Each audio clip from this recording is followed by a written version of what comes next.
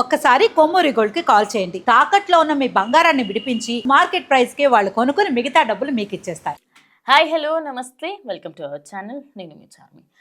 ఈరోజు India 7 sisters గురించి 21 brothers గురించి మాట్లాడుకుందాం. ఇండియా 7 సిస్టర్స్ మనందరికీ తెలుసు.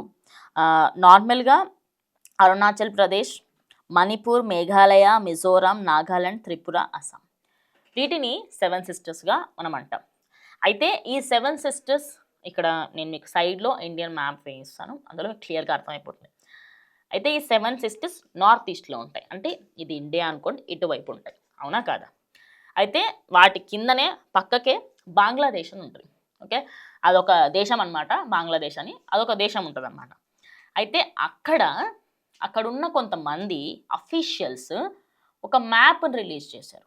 అందులో ఏమని ఉంది తెలుసా? ఇటు 7 సిస్టర్స్ని, బీహార్ని, వెస్ట్ బెంగాల్ని వాళ్ళ మ్యాప్లో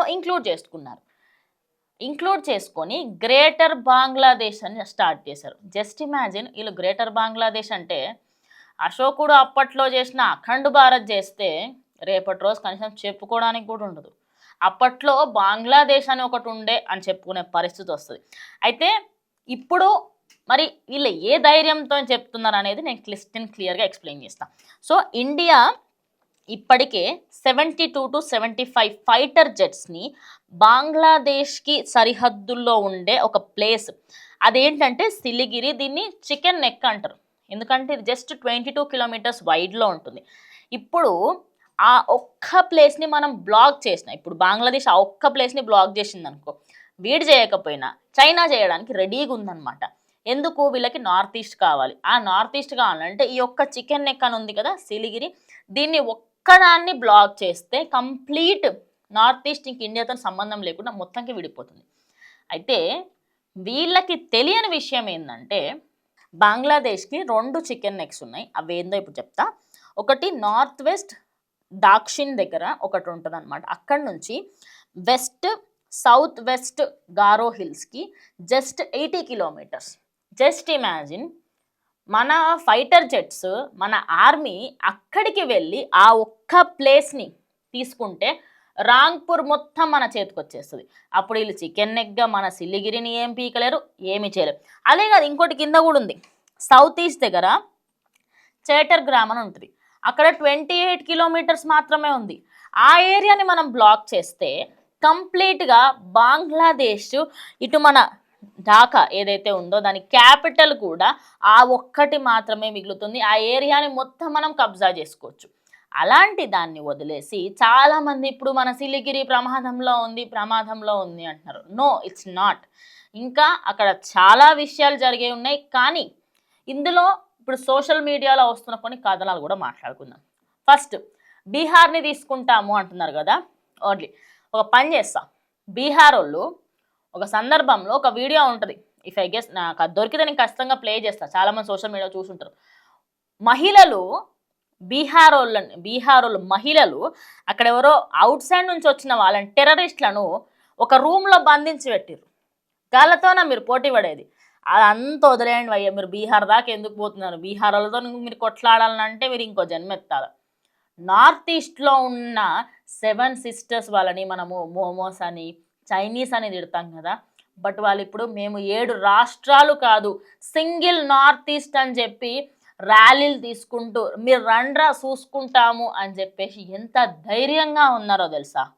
ఇప్పుడు వాళ్ళకి మన సపోర్ట్ కావాలి, నిజంగా కావాలి, కంప్లీట్ సపోర్ట్ కావాలి. ఏదో నార్మల్గా మాటల్లో చెప్పడం కాకుండా కంప్లీట్ సపోర్ట్ ఇవ్వాలి. త్రిపుర ట్రైబ్స్ ఒక్క సందర్భంలో కొంతమంది అవుట్ సైడర్స్ అనమాట, నాట్ బంగ్లాదేశ్ అనే కాకుండా నార్మల్గా అవుట్ సైడర్స్ ఆ ట్రైబ్స్ దగ్గరికి వెళ్తే మహాభారతంలో యారోస్, అదే మన బాణము, దాంతో యారోస్ అండ్ బాణాలు వీటితోని షూట్ చేసి వాళ్ళకి ఆ వీడియోలలో వాళ్ళ ఛాతుల మీద, కాళ్ళ మీద ఆ యారోస్తోని షూట్ చేయడం జరిగింది. అంటే ఒక ట్రైబ్లతోని గొడవ పడలేనంత సత్తా కూడా మీకు లేదు. అలాంటిది 7 సిస్టర్స్ని, బీహార్ని, వెస్ట్ బెంగాల్ని తీసుకునే అంత సత్తా ఉందా మీకు అని చెప్పేసి ఇప్పుడైతే చాలామంది దీని గురించి మాట్లాడుతున్నారు. నెక్స్ట్, బంగ్లాదేశ్ కంట మన దగ్గర నుంచి ఎలాంటి గ్రెయిన్స్ రైస్ ఏం వద్దట.